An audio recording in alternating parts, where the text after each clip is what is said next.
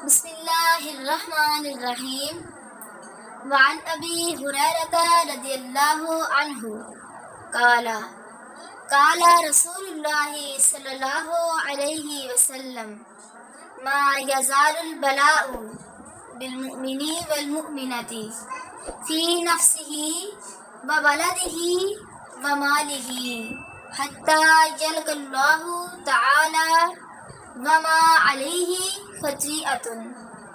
حضرت ابو ہریرہ رضی اللہ عنہ بیان کرتے ہیں، نبی اکرم صلی اللہ علیہ وآلہ وسلم نے ارشاد فرمایا ہے، مومن مرد اور مومن عورت اپنی جان، اولاد اور مال کے بارے میں آزمائش میں مبتلا رہتے ہیں، یہاں تک کہ جب وہ اللہ تعالیٰ کی بارگاہ میں حاضر ہوتے ہیں تو ان پر کوئی گناہ نہیں ہوتا، سب معاف ہو چکے ہوتے ہیں۔